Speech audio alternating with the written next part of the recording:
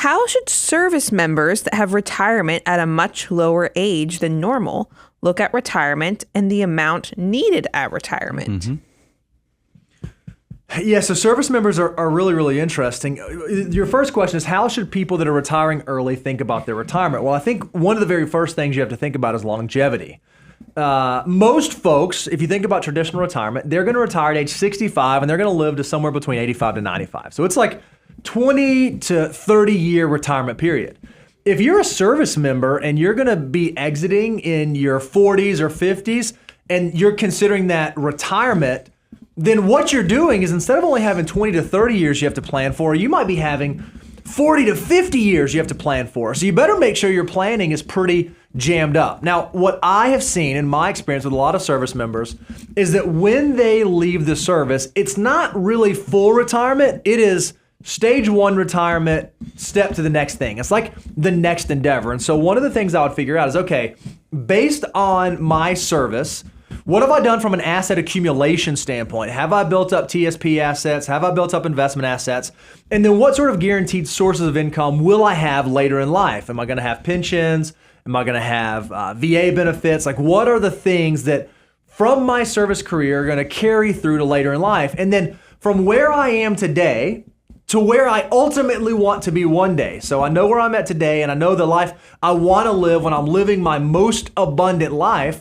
Are there steps I need to take to get from where I am today to get there? And what most people find is, yeah, that's when I'm going to shift and I'm going to do some career 2.0. And maybe I do this for 10 years or maybe I do it for 15 years.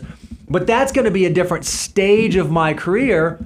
But because of my service, because of the assets I've built, because of the low lifestyle I was able to have, because of the pension that I have, it's going to give me opportunities to be a lot more flexible. I don't have to go out and make a gazillion dollars a year. I might just need to go out and make enough to cover my expenses and be able to save reasonably. And if I can do that for 7, 8, 9, 10 years, then I'm going to be set off to the races, ready to financially be independent. I wrote down some quick notes here, Tucker. By the way, thank you for your service. I love that the Money Guy Show connects with a lot of people in the military. We even have studio tours come through, and it's kind of cool. That's awesome. It really makes it really exciting. So that's what, and one of the tours we did last week actually shaped my answer a little bit. So here's what I wrote down. Expenses drive the process. If you have to write down once you leave service, what do you anticipate your budgeted burn rate is going to be?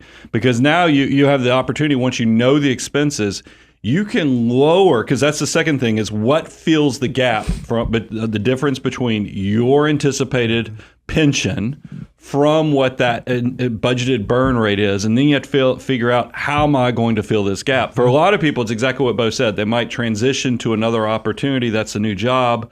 I've got a cousin that did the same thing, but then that, he didn't realize he didn't love that as much.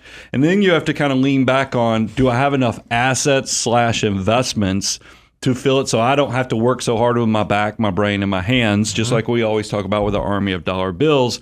But so those are the two, meat and potato parts of the answer. But here's a third one that I thought this was definitely something that service members ought to know.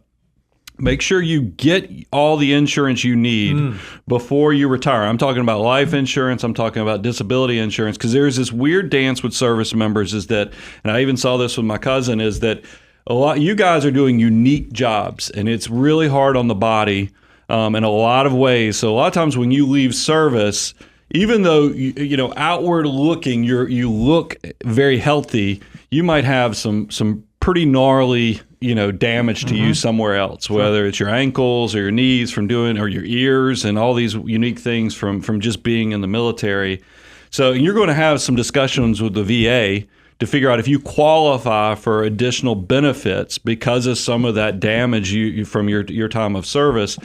Get your, some of that might make you considered uninsurable. So that's why you have this weird dance where you have to get, I would encourage you, before you have to kind of start, doing that part of it. Don't do insurance fraud. Don't mishear me, but I'm just saying, make sure you have timed that out to understand, maybe it's easier to get my disability in my life, before I have to have those unique conversations with, Veteran Affairs.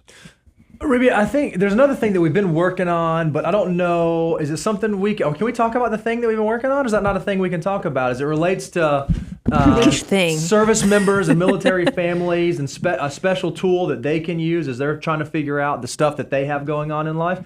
I know we've been building it. I just don't know if we've released it yet. Yeah, we actually do have a military ebook that we've kind of like pre-released to some of you through some ways. So we're excited that you kind of have your hands on it, and we are excited to release more of that in the future because we know that our military Money Guy family is such a huge part of what we're doing. And so we're excited to just release even more good content and hopefully just helpful resources for you as time goes on, hopefully pretty soon. So, I love it. Yeah. Great answer.